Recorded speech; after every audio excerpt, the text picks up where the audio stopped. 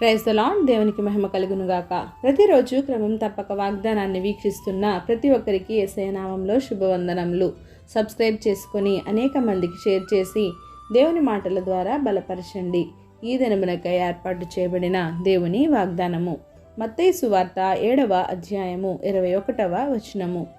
ప్రభువా ప్రభువా అని నన్ను పిలుచు ప్రతివాడును పరలోక రాజ్యములో ప్రవేశింపడు. Not everyone that saith unto me, Lord, Lord, shall enter into the kingdom of heaven. నిజమే, ప్రభువా ప్రభువా అని పిలిచే ప్రతివాడు దేవుని రాజ్యంలోనికి ప్రవేశించడు. మరి ఎవరు ప్రవేశిస్తారు? దేవుని చిత్త ప్రకారం ఎవరే అయితే జరిగిస్తారో వారే దేవుని రాజ్యంలో ప్రవేశిస్తారు అని ఖచ్చితంగా వ్రాయబడింది. అవును, నేటి దినాల్లో అనేక మంది సేవా పరిచర్యలోనికి వస్తున్నారు. కానీ వారిది ఎంతవరకు నిజమైనది? అబద్ధ ప్రవక్తలను గూర్చి జాగ్రత్త పడుడి అని వాక్యమే హెచ్చరిస్తుంది. పైకి బైబిల్ చేత పట్టుకొని 2 వాక్యాలు చదివి చెప్పినంత మాత్రాన వారు నిజమైన సేవకులు అయిపోలేరు. ఆయన పరిచర్య సేవ చేయాలి అంటే ఎంతో సామర్థ్యం ఉండాలి. అంకిత భావం, భారం కలిగి, సేవా భారం కలిగి ఇలా ఎన్నో ఉంటేనే దేవుని సేవలో నిలబడగలరు.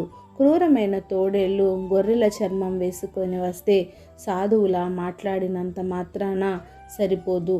మొదట గుర్తించలేకపోయినా తరువాత దేవుడే అన్నింటినీ బయలుపరుస్తారు.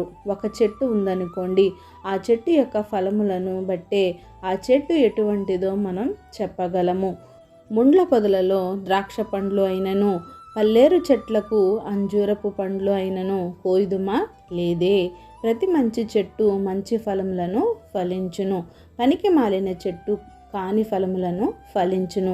అంతేగాని మంచి చెట్టుకు కాని ఫలములను, పనికి మాలిన చెట్టు మంచి ఫలములను ఫలించదు కదా. మంచి ఫలములను ఫలింపని ప్రతి చెట్టును నరకబడి అగ్నిలో వేయబడునని వాక్యమే సెలవిస్తుంది. కాబట్టి మనము వారి ఫలముల వలన వారిని తెలుసుకుందుము. దేవునిలో నిలకడగా ఉండి దేవుని కొరకు జీవించాలి.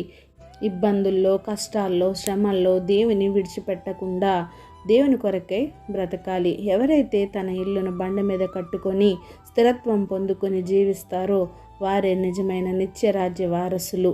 అంతేగాని ప్రభువా నీ కోసం అది చేశాను, ఇది చేశాను, నీ నామమున ప్రవచించాను, నీ నామమున దయ్యాలు వెళ్ళగొట్టాను, అనేకమైన అద్భుతాలు చేశానని చెప్పుకొనిన దేవుడు చివరకు మిమ్మల్ని నేను ఎన్నడూను ఎరుగను, అక్రమం చేయువార్లారా నా యొద్ద నుండి పొండని వారితో చెప్పే పరిస్థితిని తెచ్చుకోకూడదు. కావున నిజమైన విశ్వాస వీరులుగా ఆయన కొరకై జీవించుదుముగాక. ఆమేన్. చిన్ని ప్రార్థన.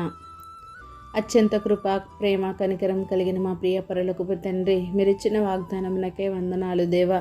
ఎవరైతే ఉదయకాల సమయంలో ఈ వాక్యాన్ని విన్నారో, వినిన వాక్యాన్ని విని వదిలిపెట్టేసేవారుగా ఉంచకుండా నాయన వారి హృదయగదిలో భద్రపరుచుకొని వాక్యానుసారమైన జీవితాన్ని ప్రతి ఒక్కరికి దయచేయండి దేవా.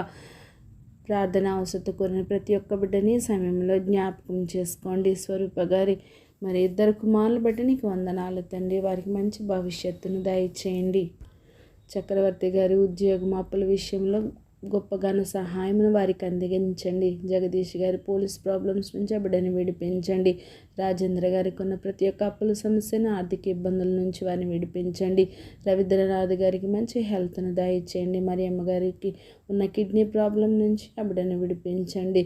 ప్రతి ఒక్క బిడ్డ ఎవరైతే నాయన ప్రార్థన అవసరతను కోరారో ప్రతి ఒక్కరిని సమయంలో జ్ఞాపకం చేసుకొని వారి అవసరతలను, అక్కరతలను ముందుగా ఎరిగిన దేవుడవు కనుక సమయానుకూలంగా వారి అవసరాలు, అక్కరతలను తీర్చి సమస్త ఘనత, మహిమ, ప్రభావములు మీరే ఆరోపించుకుంటారని యేసుక్రీస్తు ఉన్నత నామమున ప్రార్థించి అడిగి వేడుకొంచున్నాను మా తండ్రి. Amen. God bless you all.